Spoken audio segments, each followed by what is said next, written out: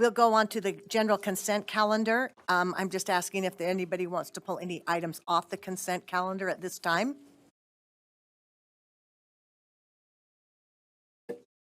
Board Member Klein? I wanted to pull this Stronger Connections grant, 6.2. 6.2.1, and 6.2.2. Both of those. Okay, so off this consent calendar, we're pulling 6.2.1 and 6.2.2. I'd be seeking a motion then. Go ahead, Chair Huntsman. I'll make the motion that we approve the consent calendar with those items removed. Okay, so the motion, seconded by Board Member Cannon, the motion is to approve the consent calendar with 6.2.1 and 6.2.2 removed. All in favor, say aye. Aye. Any opposed? Passes unanimously. Board Member Klein, do you have some questions on these? Well, I'm not in favor of the Stronger Connections grant from the U.S. Department of Ed, first off, because it's more federal funding, but just in reading the documents that go along with it and the requirements, I am not convinced that the interventions that they are promoting actually make our schools safe. It's just more of the same intervention programs that are actually creating a lot of the problems in our schools and far from helping, so I will not be voting for these. Either, this. and it's the same for both of those you're speaking. And the other one, the rigorous interventions and continuous school improvement, there's okay, so I just want to explain on this one. I'm all for letting, I would vote in favor of letting the schools out of turnaround. I am for letting them out, those that have shown that they are ready. I do have questions, though, regarding the measures that they have taken to get out of turnaround and if they're actually improving academic proficiency scores. In looking at the slides and their presentations and what they're doing, I made a list of all of the different things that they've done, and very few, if any, touch on the academic side of things. And so my goal would be to have interventions, if we're doing turnaround, to have it academic focused on improving proficiency scores, not just graduation rates. That if we're going to incentivize based on graduation rates, then a requirement should be that they have proficiency scores that parallel or are at the same level as their graduation rates, because otherwise we're perversely incentivizing graduation without the appropriate proficiency scores that should go with a graduate. So Thank you, Board Member Klein. Board Member Earl? I just have a question on, I mean, as I look down through our CSI schools, those that exited as well as those that are staying in, it just seems like a huge percent of these schools, and I don't know if the phrase is alternative high schools, but they are schools that it seems like we need another measurement tool for them. This just doesn't seem like it's, anyway, and this is maybe a dialogue down the road, but I really think we need to be looking at those and saying, what does this really need to look like? For some of the reasons that Board Member Klein mentioned, as well as a variety of other reasons, do we want to categorize them in certain categories, or is there just, uniqueness to them that we're trying to work with? I just think and I don't know how many there are, but it seemed like most of these schools fit into that category. So anyways, yeah. It is a discussion that still Okay, needs to be I had. just noticing It that, is. yeah. Yeah, I think you're right, That's my Board Member Earl. Okay. All right, so Board Member Lear? Yes, anticipating this discussion a little bit, I looked carefully at this. I'm specifically looking at the Stronger Connections grant program, and I sort of on the opposite side of this coin, that we need the federal money that we can get until we are not 50th or 51st in the country in terms of funding for our schools, until the legislature offers us those billions of dollars that come to to the schools because of the federal government. I will always support that. But the other aspect of this is looking at this Stronger Connections grant. They're as the Department of Education addressed this, the second purpose was engaging students, families, educators, staff, community organizations in the selection and implementation of strategies. And I find that very appealing, that that one of the purposes of this grant is to involve families and community organizations and have them contribute to the decisions that schools are making. So I both support the money and I support that engagement with the community that is directed by this grant. Carol, were you making a motion in there somewhere? I move that we, and having said that backwards, I move that we approve the second, or the both items 6.1 and 6.2. Okay, so the motion is to approve 6.2.1 and 6.2.2. Do we have a second to that motion? Second, Board Member Booth. Are you done discussing it? Okay, thank you. Any discussion to that motion? Board Member Klein? I would just like to amend the motion or divide the question. Okay, so do we have a second to divide the questions? Second, Board Member Earl, do you want to have a discussion to that? Oh, I think I already explained. Thank you. Okay, so the motion is to divide 6.2.1 from 6.2.2. All in favor say aye. Aye. Those opposed? No. Okay, will the ayes please raise their hands? The ayes are Board Member To divide. to divide. Board Member Hart, Board Member Earl, Board Member Klein, Board Member Norton, Board Member Hutchings, and Board Member Moss. That does not pass. So the motion before the board is to approve 6.2.1 and 6.2.2. All in favor say aye. Aye. Those opposed? No. Will the noes please raise their hands? Board Member Earl, Board Member Klein. Thank you. I think Dr. Norman's going to, are you going to discuss this, Dr. Norman, the letter of information? Or is that Brian? Brian, I apologize, AAG Quisenberry.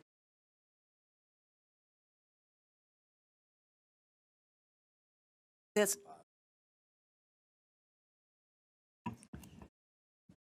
go ahead. Can I just get clarifying, this did come out, oh no, go ahead. Okay, so Brian Quesenberry, legal counsel here for the board.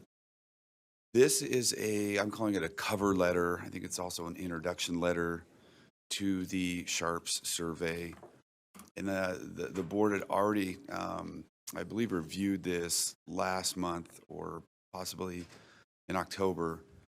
And I had a chance belatedly to look at it and saw that it referenced in the cover letter again, 2 protected classes, gender identity and sexual orientation. And you can see it there on the TV screen in red.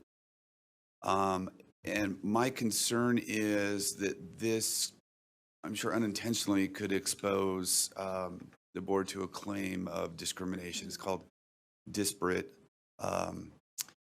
impact discrimination by only identifying 2 protected classes to the exclusion of other protected classes. And so in looking at options for the board to consider, kind of revisions to this cover letter, I've reviewed the Sharps survey questions, and there's 2 additional protected classes that are discussed in the Sharps survey. One is religion, and the other is race. So there's 4 total protected classes that are mentioned, or at least implicated in the questions. So anyway, so there in your backup materials, there are a couple of options to kind of remedy this situation. I can review those, or maybe there's some questions from board members about this. So AAG Quisenberry, I think race, religion, sex, gender identity, and sexual orientation. That's So there true, are sex 5. as well. That's Okay, correct. so there are 5. And Yes. then for another clarification, are you suggesting that we list all of these, or we don't list any, or it's up to the board? Those are two options right there. Okay. One is just to eliminate all references to protected classes or include them all. Okay. All right. Board Member Earl? Yeah, I'm ready to make a motion. Go Are we ahead. To that point, yeah, that we change the language to say demographic data, including questions related to race, religion, sex, gender identity, and sexual orientation. Make that change to our letter. Do we have a second to that? Board Member Hymas? Any discussion to that? Jenny? Only that I think it's accurate if we reference one, we should reference all that are indicated in there. And I think that's a fair. Thank you, Board Member Earl. Board Member Hymas? Yeah, I had questions that, thank you, Brian, for answering some of those questions. In the scope of transparency that comes with the concern with the SHARP survey, I think this best fits that, right? If we're gonna identify a couple, let's identify them all, just so that parents have a better understanding of what kind of questions we're asking and what it involves, right? What's going on here. So again, as this is just simply a letter of, what do they call it? I lost the letter of information. Information. This offers information, so I support the motion. Thank you. Board Member Cannon? Yes, so in view of the proposed amendment, if that passes, do we also need to include the words, "This is not an exhaustive list," if indeed we have covered all of the protective classes? Because in my mind, if we left that in, then it would be questionable. Yeah, that's extraneous then. Okay, I'd like to amend the motion to exclude the words, "This is not an exhaustive list." Without objection, can we do that? Does anyone have an objection with that? I did. She's fine with that. And the second, you're okay with that too? Without objection? Okay. So, thank you, Ms. Janet. Okay, so the motion, Board Member Klein? I'm just looking at that last line as well. After this is not an exhaustive list, it says to see the questions for each survey, please see the following link. When it says each survey, is it talking about the two different parts of this SHARP survey? And is that mentioned earlier? So they're not, okay, it is. All right. And that includes all the questions, not just a sample of the questions, correct? That link? Correct. It's all of them.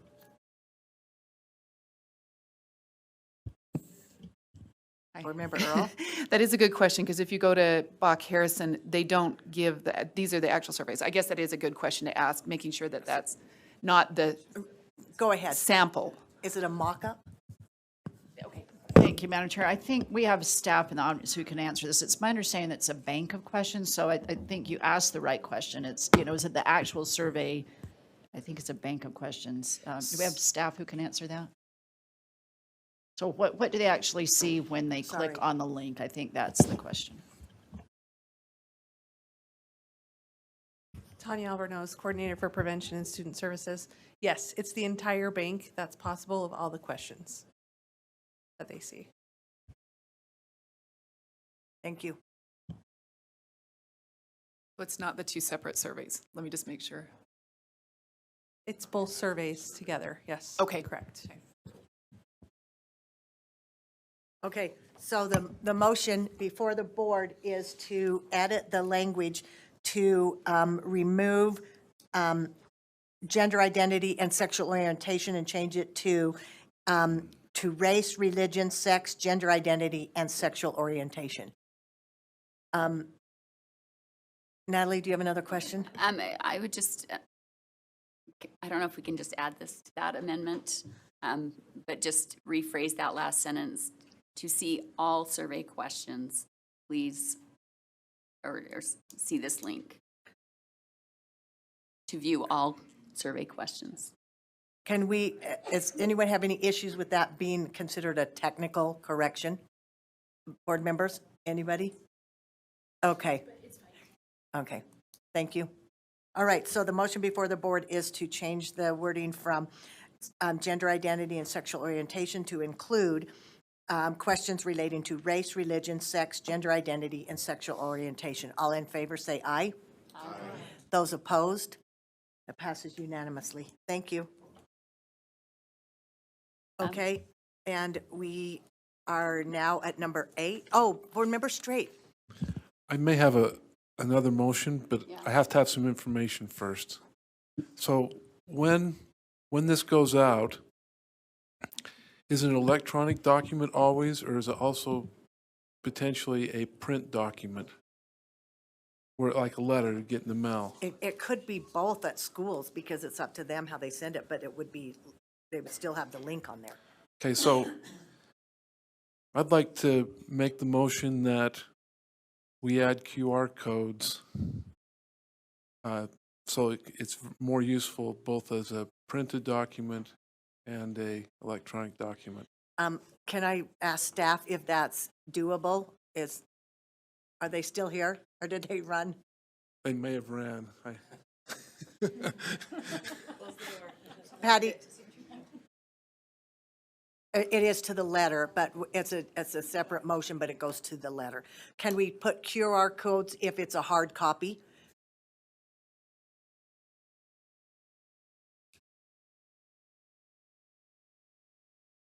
I know everyone's anxious when I push my speak button, but Okay, go ahead. Tanya Albornoz, Coordinator for Prevention and Student Services.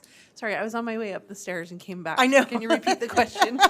Is it possible, if it's a hard copy that schools send out rather than an electronic copy, that it could have a QR code for families at home where they could pull up the questions? I suppose it's possible. I don't know that one has been generated, but we could probably suggest that that's done, yes. Because it comes from the health department. Right, it comes Correct. from the health department. well, okay, and maybe it's not an So could appropriate we, motion. could we work on that? Yeah. Okay, staff, are you okay, Brent, if Yeah. staff does that and then reports back if they were able to? Perfect. And how they were able to? Okay, Brent, thank you for that suggestion. Thank you so much for running back. I'm glad you didn't fall. Okay, and we're now moving to number 8. We're going to do lunch. Oh, Board Member Clay. Sorry, I had another question about the letter. I would just make a motion or a request that they include a statement somewhere in the letter, if not at the outset, that this is not an endorsement by the board of the SHARP survey, so that it's not confused as such. And then maybe if we wanted to go a little bit further, we could add links to previous board meetings where we've shared our concerns regarding the SHARP survey. Okay, so you want to change the letter that we just approved? I want something to be added to make it clear that this is not an endorsement of the board. Okay, That so we tell me- removed our support for Tell me very where you would- specific reasons. Tell me what you want to do there. Help me. Give me help. So it says this letter provides a brief overview of information regarding the SHARP survey. You could just put after that, this is not an endorsement of the board or the survey, but information only. Point of order. Go ahead. Since we already voted on this, do we need to vote to bring it back? We probably do, if we're going to change it. I think we voted unanimously, right? So, Sorry, I thought we were just yes, voting because on she's the on the prevailing amendment. side. So Natalie, do Were we you not want to? just voting on the amendment, not the whole thing? No. We voted as amended. As amended, okay, I missed that part. Sorry. So. do So you I want- would make a motion to bring it back. Okay, do we have a second to that motion? Second, Board Member Hymas. Okay, so where would you like to add that? We could just put it in that first, in that opening. Oh, yeah, we have to vote to bring it back. Oh. Okay, no, thank you for helping Yeah. me. Okay, so the motion before the board is to bring back the information letter to review I it. have a point of clarification. Yes? Wasn't the item, we approved this at a previous meeting. Yes, And this, what we just approved was an amendment. amendment. So to we that. are bringing back an item from a previous meeting, not from this meeting. So was Sybil, will it you help me? noticed? This, You're bringing back the letter that was approved at a previous meeting, and I'm not sure it was noticed for this meeting. The thing that was noticed for this meeting was an amendment to the letter that was previously approved. It's a point of That- clarification. That it is, I think you're accurate, Board Member Hart. Then we did not notice to discuss the letter, Letter, which means just the we could amendments. not bring it back. Or can we? That's accurate. I think you're right. Parliamentary people? The We scope- could bring back the amendment, but we couldn't bring back the The letter entire because letter. nobody. Can we table this discussion for just, and then we'll have some I lunch just time? wanna And make then we'll sure get we do. clarification from our parliamentarians. Thank you. And Board Member Klein, will that be okay? I'm just thinking that there was a previous discussion about this issue before, not the letter, but about when it can be brought back, or if it's, but it is mentioned as a topic on the agenda, and you can do any, well, that's why we just covered it. Right, so So the if you can letter give us is time to mentioned, check and make sure which is so it most should be able to appropriate. be addressed. Is that okay? Is everyone okay if we table the motion at this time? Okay, so we're going to table this motion right now. It's on the table. We will go to number 8, which is lunch, but board members, you need to stay here, please, because we have something for board members to do. Okay? Okay? Yeah, lunch. We're back in at 12:20.